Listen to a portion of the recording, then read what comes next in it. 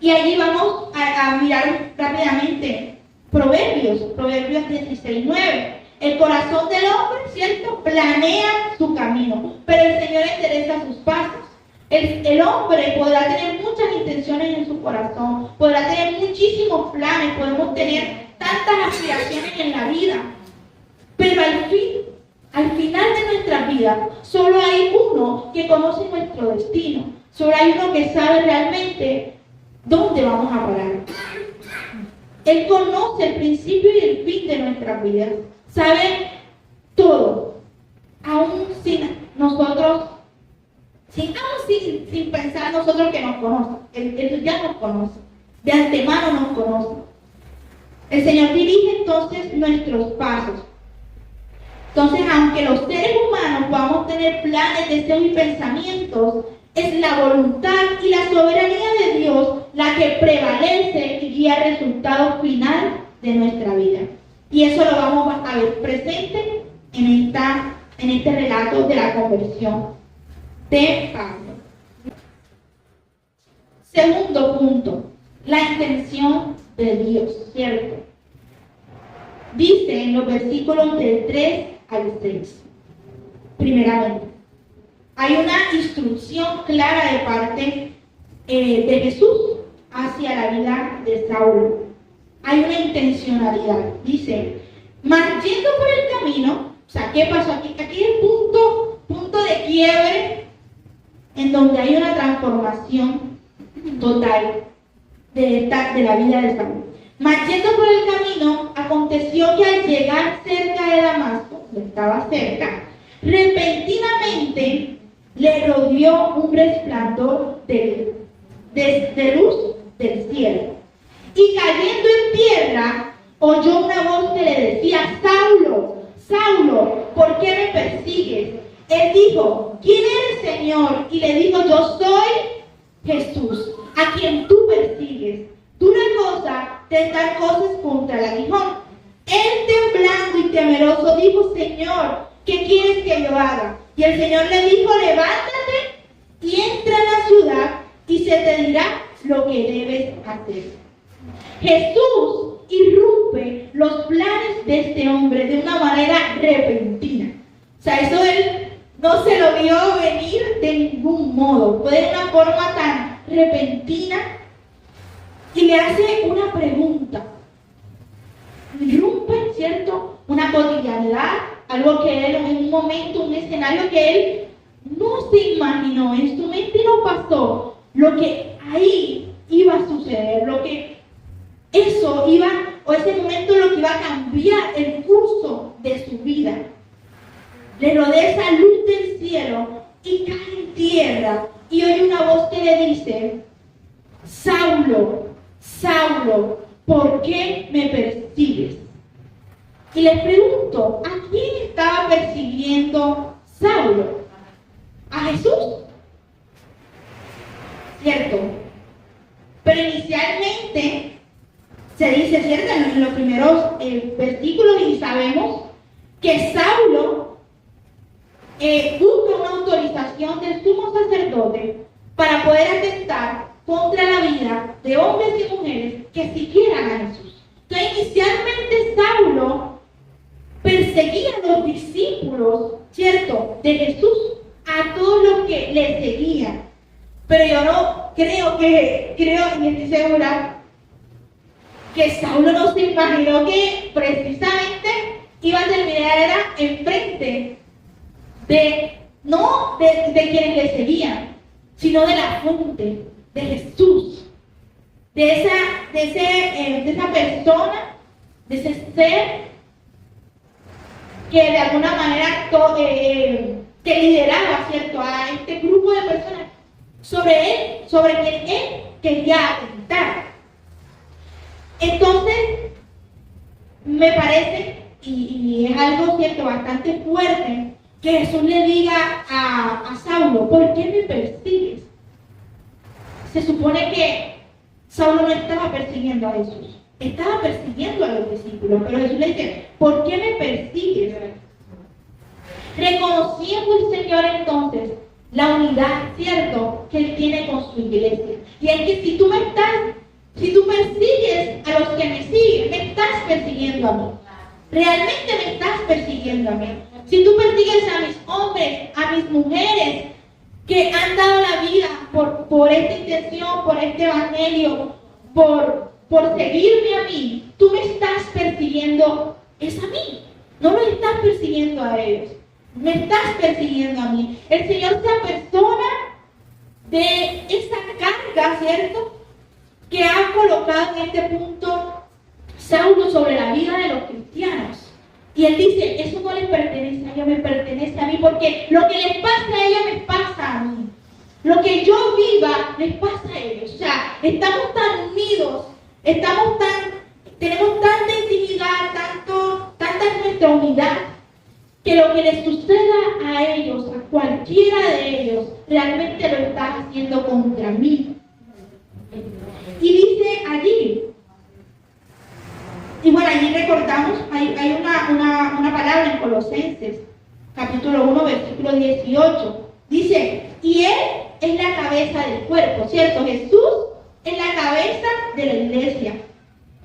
Dice, y es la cabeza del cuerpo que es la iglesia, el que es en el principio el primogénito entre los muertos, para que en todo tenga la preeminencia. Él es la cabeza del cuerpo, y dice, también creo que en Corintios, habla acerca, ¿cierto?, de esa unidad del cuerpo, y de que el cuerpo, si una parte del cuerpo llega a faltar, la otra parte siente ese impacto, ¿cierto? Como que toda esta importancia del cuerpo como tal. Él es la cabeza que representa como ¿cierto?, como todo, como quien de alguna manera nos dirige, pero hay un cuerpo y en ese cuerpo estamos nosotros. Nosotros hacemos parte de ese cuerpo que es la iglesia. Por lo tanto, si alguien llega a atentar contra una parte del cuerpo, también atenta contra Jesús. Atenta contra porque Él es la cabeza. Y lo vemos ahí claramente como Él se lo hace saber a Saulo. Siendo Jesús la cabeza, también nos instruye el Señor como lo hizo con Saulo. Dura cosa, acá en este punto, cuando habla entonces en el versículo 5, ¿quién eres, Señor? Y le dijo, yo soy Jesús a quien tú persigues. Nuevamente, dura cosa te es dar cosas contra el aguijón. ¿Qué esto significa? En este punto están hablando acerca, lo que pude investigar, ¿cierto? Es que este punto significa precisamente lo inútil o doloroso que es resistirse ante una fuerza superior o la voluntad divina. ¿Por qué? Porque indica y habla de que un buey, o sea, hace como referencia al buey, en donde el labrador muchas veces usa como un instrumento, y que el buey al patear este instrumento, el labrador, al patearlo, se hiere más. O sea, se va hiriendo en la medida en que el labrador va utilizando pues, este instrumento. Entonces, por eso dice, dura cosa te es dar cosas contra el aguijón. O sea, dura te es dar golpes o te es estar como constantemente como renegando, te estar constantemente pateando, ir en contra de algo que al final te hace daño.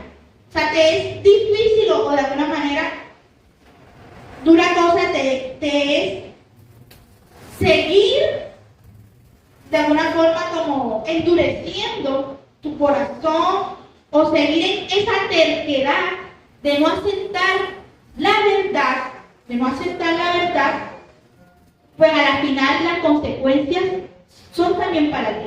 Las consecuencias de alguna manera estaba cargando Saulo. Al perseguir a los cristianos y a renegar de la verdad, a decir esto es falso, no deben seguir al tal Jesús, realmente a la final se estaba haciendo daño él mismo. Y entonces allí bueno, se habla de que es un proverbio utilizado, que fue muy utilizado en Grecia y Roma, adoptando en el contexto bíblico cuando Jesús confronta a Saulo en el camino a Damasco.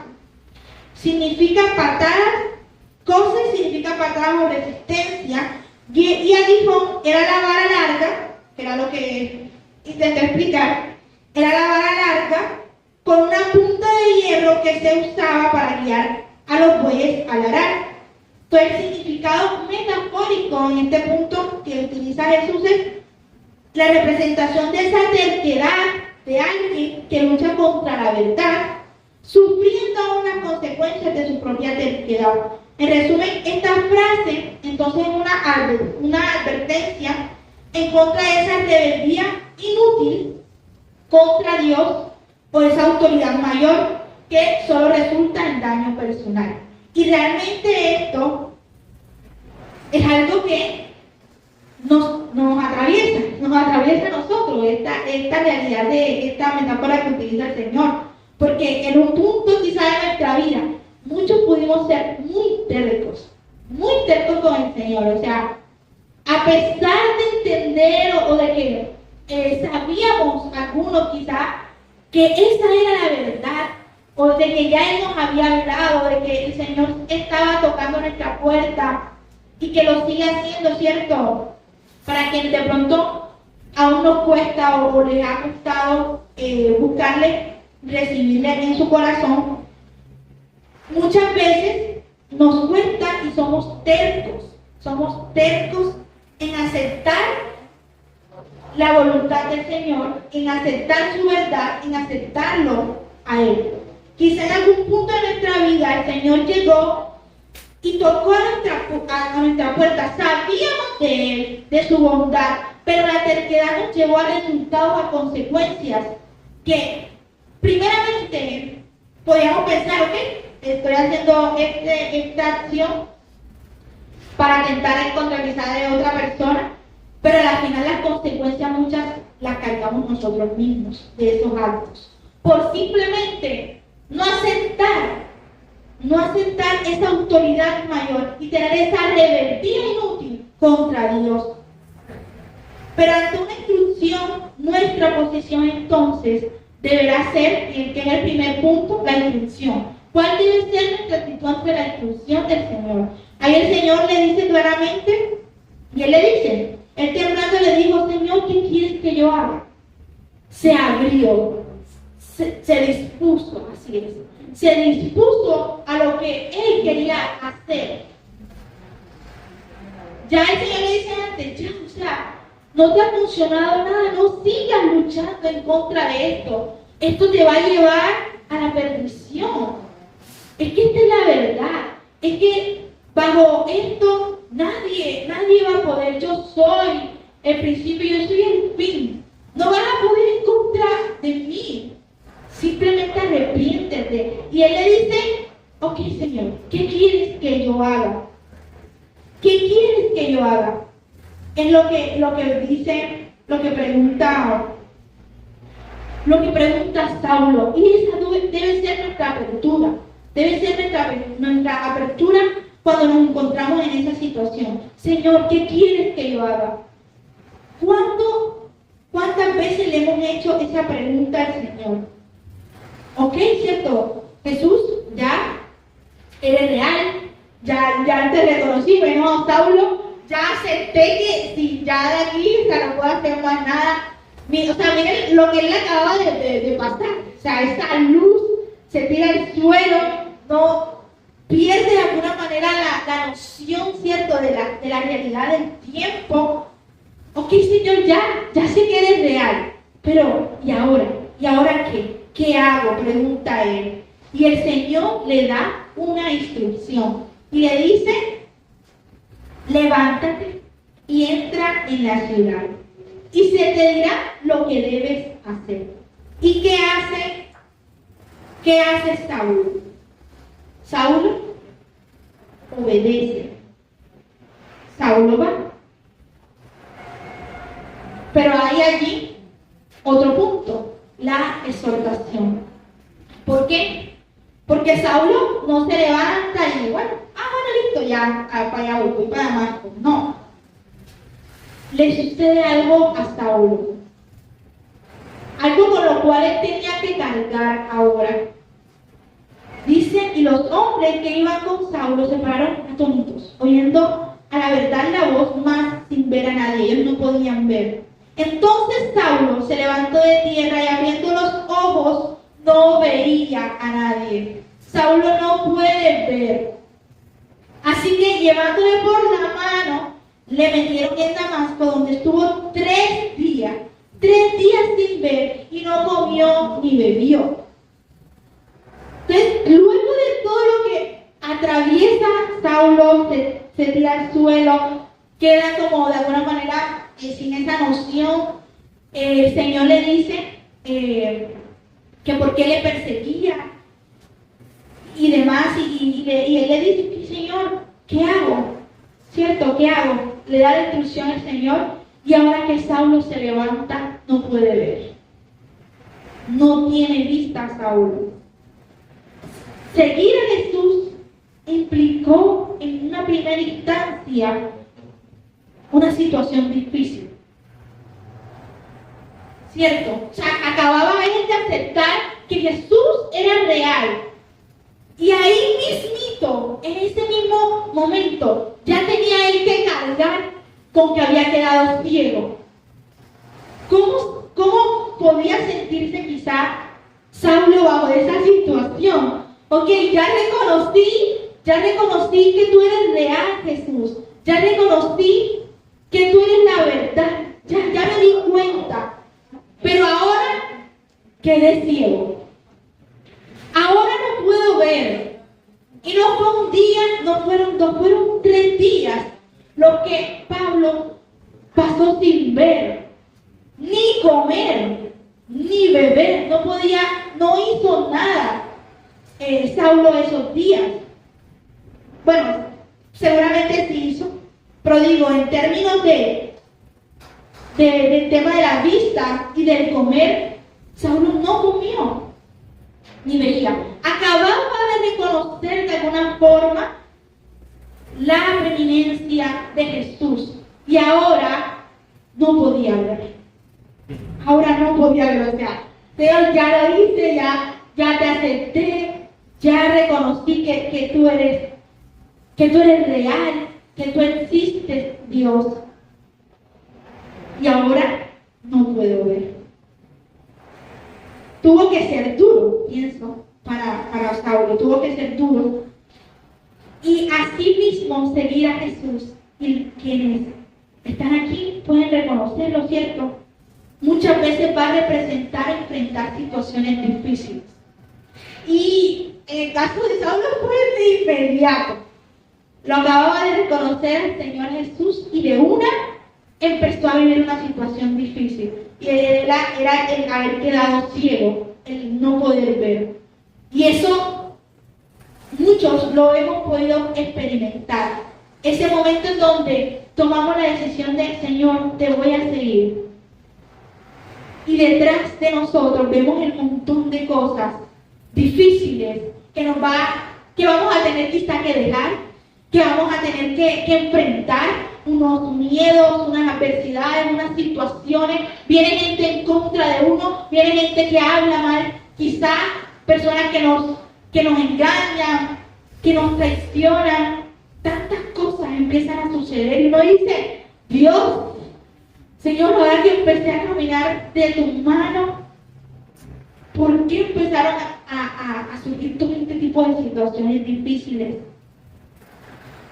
Quizá a veces hasta más difíciles de las que antes podíamos vivir.